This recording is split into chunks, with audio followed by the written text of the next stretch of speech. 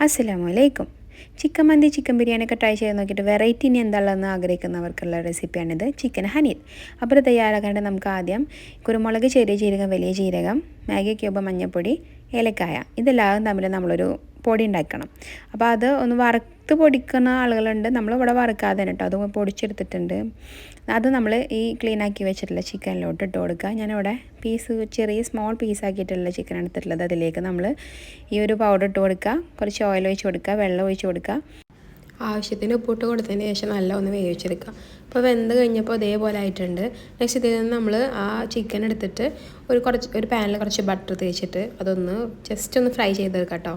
ആ ചിക്കൻ വേവിച്ചിട്ടുള്ള ആ വെള്ളം നമ്മൾ ഈ റൈസിലേക്ക് യൂസ് ചെയ്യുന്നുണ്ട്. പിന്നെ റൈസ് ഉണ്ടാക്കാനായിട്ട് നമുക്ക് കുറച്ച് ടൊമാറ്റോ പ്യൂരി, പിന്നെ കുറച്ച് സവാള, പച്ചമുളക്, ക്യാപ്സിക്കം ഒക്കെ ചെറുതായി അരിഞ്ഞത് വെക്കുക. പിന്നെ ഒരു പാന് ചൂടാക്കിയിട്ട് അതിലേക്ക് നമ്മൾ ബട്ടർ ഇട്ട് കൊടുക്കുക. ഈ അരിഞ്ഞ് വെച്ചിട്ടുള്ളതെല്ലാം അതിട്ട് കൊടുക്കുക. ദെൻ ഒന്ന് വഴറ്റി കഴിഞ്ഞ ശേഷം നമ്മൾ സോക്ക് ചെയ്ത് വെച്ചിട്ടുള്ള ആ റൈസ് ഇതിലേക്ക് ഇട്ട് കൊടുക്കുക.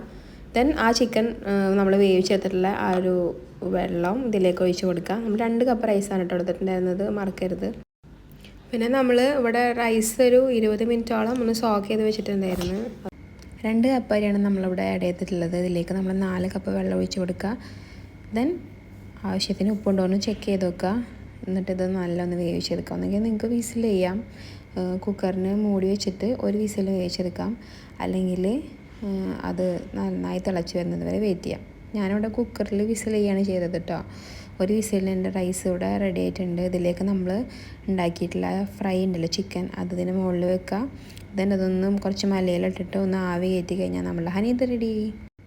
ഇത് വളരെ ഈസി ആയിട്ടുള്ളൊരു റെസിപ്പിയാണ് കേട്ടോ. പിന്നെ പെട്ടെന്ന് വെറൈറ്റി ആയിട്ട് ചെയ്യാൻ പറ്റുന്ന റെസിപ്പിയാണ്. നല്ല ടേസ്റ്റും ഉണ്ടായിരുന്നു. അപ്പോൾ എല്ലാവരും ട്രൈ ചെയ്ത് നോക്കുക. എന്തെങ്കിലും ഡൗട്ടൊക്കെ ഉണ്ടെങ്കിൽ ഡിസ്ക്രിപ്ഷനിൽ നോക്കുക, അല്ലെങ്കിൽ കമൻറ്റ് ചെയ്ത് കഴിഞ്ഞാൽ റിപ്ലൈ തരട്ടെ. ബൈ.